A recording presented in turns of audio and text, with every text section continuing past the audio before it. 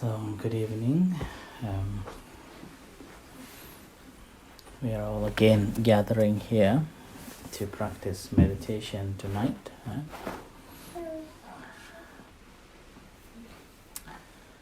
So, we're still working on watching the thoughts and practicing with the thoughts, and how much we are driven by that thought. A few days ago, I was talking with one gentleman who lost his wife a few years ago, and have got the two children. Initially, he went through a very difficult time, went on a sort of a depression and a sadness, and was unable to work. But however, he was fortunate that from the office he was given some time off for 6 months. And with that, all the families began to worried about him, worried about his children, what's going to happen. And this man was kind of not wanting to talk anybody and didn't want to go anywhere. So he was basically in a deep thought. Meanwhile, his relatives, particularly his wife's side, worried too much and encouraged him to go and see counselors for the counseling. And then it happened that whoever counselor he went and discussed and talked, he was so intelligent enough.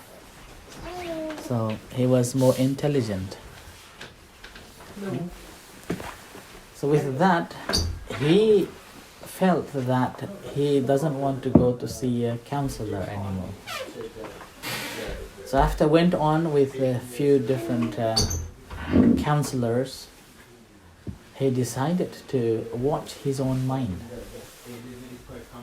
He began to investigate how he is caught up with this thought process, how he caught up with the suffering, and why he wanted to just isolate himself. And it happened that he managed to see the relationship that he built up while she was still alive. And then she realized that before she came into his life, he was alone. And on the way, he adopted her, and began to develop this relationship that belongs to me. Grasp. Become connected. So develop this connection so that become conditioned that without her, life is miserable. Losing her is like losing life. So that's how he could not back to the normal days. So when he was reflecting on that, contemplating on that, then he realized actually it is a mind connection, mind grasping. Mind is holding on to somebody, holding on to something. And this grasp actually is the main reason of our suffering. And when we look at the Buddha's teachings, the Buddha even also said upadana. Yeah? Panchupadana khanda dukkha. Having this attachment to the five aggregate itself is a suffering. And we're talking about not our five aggregates, another five aggregates, see? That's why he was in a deep depression. He was having attachment with his wife, which is another five aggregate. We have attachment to our this five aggregate is suffering enough, and we still want to have another body. So that grasping causes this mental illnesses, and this bereavement goes on and on. And when we look at that, what we can get it from there, that we are always living with the fear. Whenever we are with somebody, whenever we develop this connection, whenever we have developed this grasping nature, then we are always in fear of losing.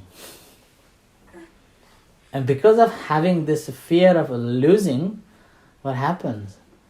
That we generate so much mentally disturbed mindset, and then life becomes miserable, and we cannot focus on, and we cannot keep ourselves developing this positive mindset. Always mind is occupied by this fear of losing. Even when we meditate, again, that's why we cannot concentrate, because we have back in our mind saying that I have this fear of losing. And with that, we cannot relax. We cannot relax ourselves. Our brains are so working so hard, and we cannot relax. When we can't relax, then it's very difficult to mindfully paying attention to what's going on. So that's why first we have to relax ourselves, an ability to release any attachment that we have. So that's why when we look at the a third noble truth, Sesa, do you remember third noble truth? Third noble truth is a nirodha, cessation. So ending. And here, the Buddha clearly said in the Dhammacakkappavattana Sutra, the first discourse, Chago patinisako mutti analayo. So ability to let go in these four ways, or having those attachments to things. Ability to let go. Chago patinisako mutti analayo. Chago is a relinquish, giving it away. Patinisako, not having attachment to it in a certain stage, but still mentally holding on to it. Mutti, that like you have given up, and you have like a physically taking it out from your possession or area. And then analayo means it's like completely beyond your attachment. So you are not thinking of that. It's like you have put things in a black dustbin and the council has taken it away. So no, you can't go back and search for it anymore. Not like when you throw in your room, you still go back and collect. And then from room, let's say put it in the kitchen, you still go back and then take it back. And even when you put it in the dustbin, the black dustbin outside the house, you still, if you want to, go back and take it back again. But if a council taken away, then okay, let it go. Like that. So these are the ways that we can let go, and letting go of that. And This is the main reason. Once we can live like that and relax in this state, what happens is that we can automatically generate this kindness. Loving kindness, so-called metta. We call it metta. So metta automatically generates to ourselves and then to the rest of other people too. So this is how the metta becomes the, it's called yanikataya. So you are with the metta.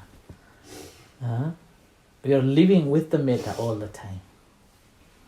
Bahulikataya, you have to make it more and more. Practice it more and more. Not just the thinking of I have to share a metta, but it coming from your heart. It's coming from your heart, which is free from any holding on to things. There is no fear, there is no danger, there is no anger. Like that. So that comes from your heart.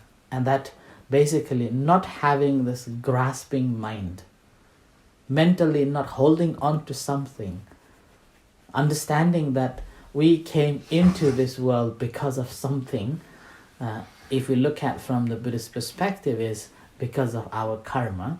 We came in and we adopt somebody in, and then eventually it just dissolves anyway. Whenever there is this separation, then we normally having this holding on to that person and feeling that not wanting to let it go. And that's exactly what happened to this gentleman. But the very moment when he realized that his mind actually was holding on to it, grasping, needing that person, needing that companion was the main reason of the suffering. So he was able to let go.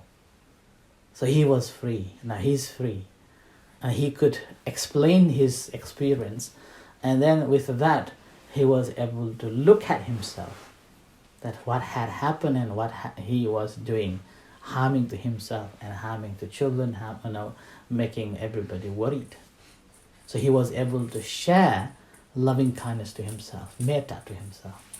And then with that caring, he was able to let other people feel free. And so that's why it's very important to recognize how our thought works. And then understanding that these are basically, we develop connection and then holding on to it. But eventually and ultimately, it has to go. Separation. So if we understand that, then we will be free. We can relax any situation and then we can go forward with what we need to be done. Okay? So I offer this as a reflection for today. Now let's practice meditation. Now relax yourself.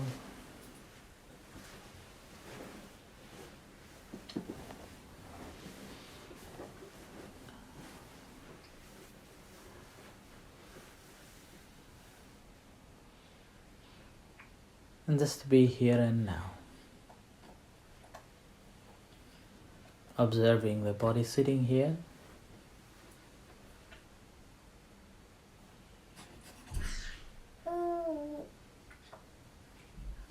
And aware of mind-body.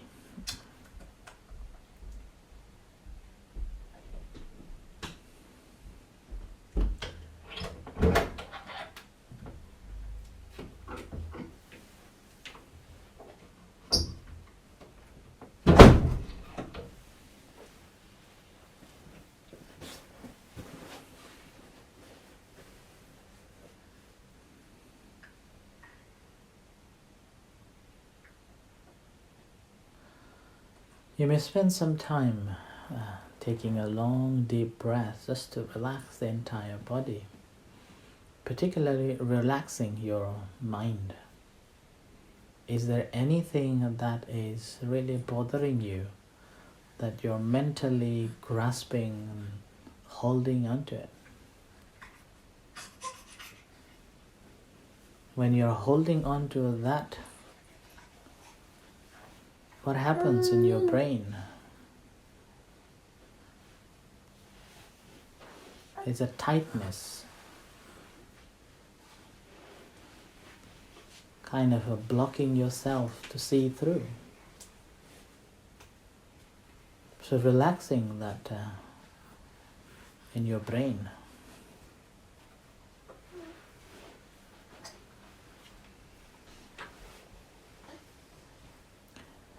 So when you relax your brain, you may be able to observe relaxation in your face, in your muscles, in your face.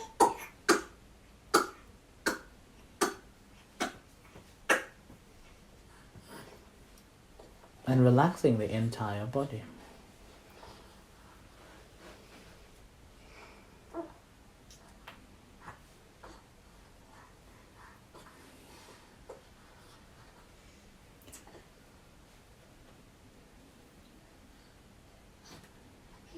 Now you may observe the breath slowly and breathing out slowly,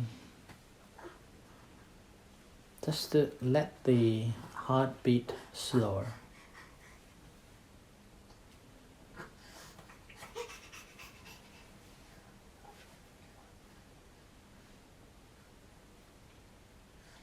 And that also helps to relax the mind-body.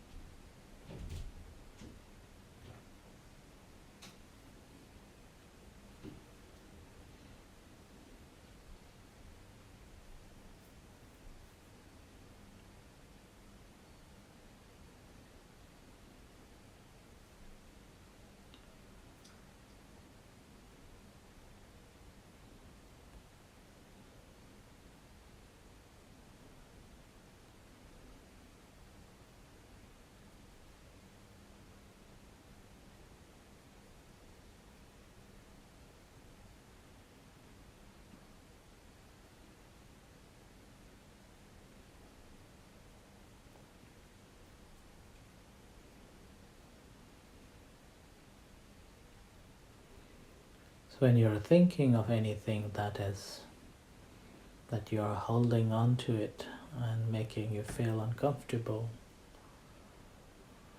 observing that.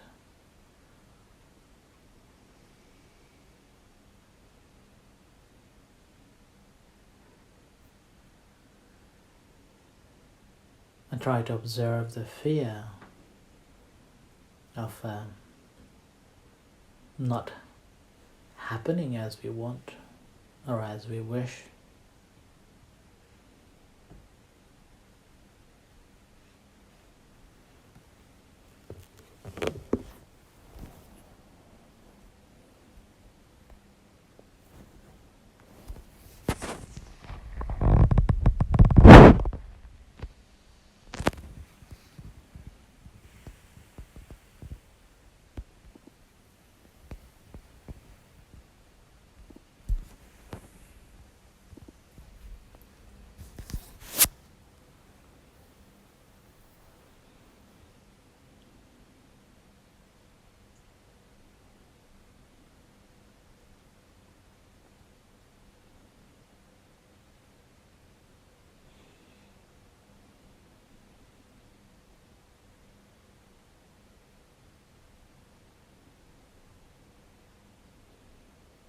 And because of that grasp generates the fear, and because of the fear it generates the anger and hate. The watching of that thoughts, how it proliferates and manifests.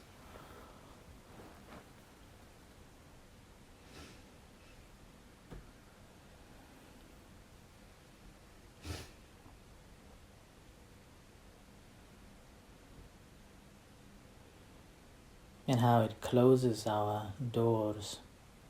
So mindfulness, awareness of it, opens it up and seeing it clearly.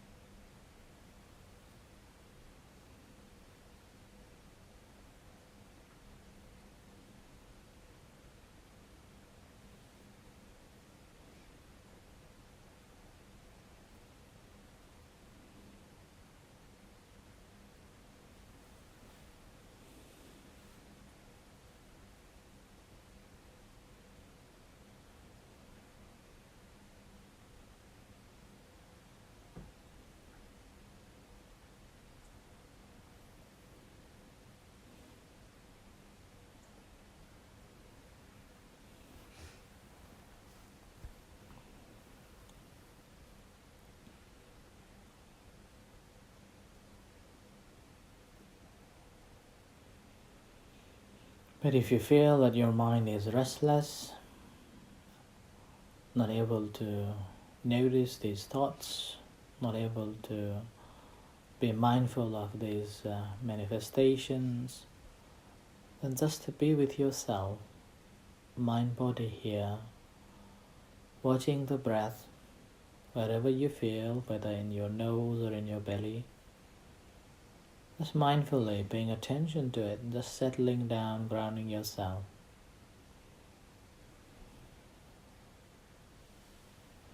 Whenever thoughts comes, distraction comes, simply observing, acknowledging, noting, and let it go.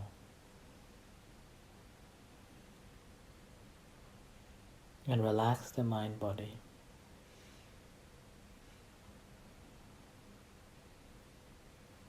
But as your mind settled and slowly observing these attachments and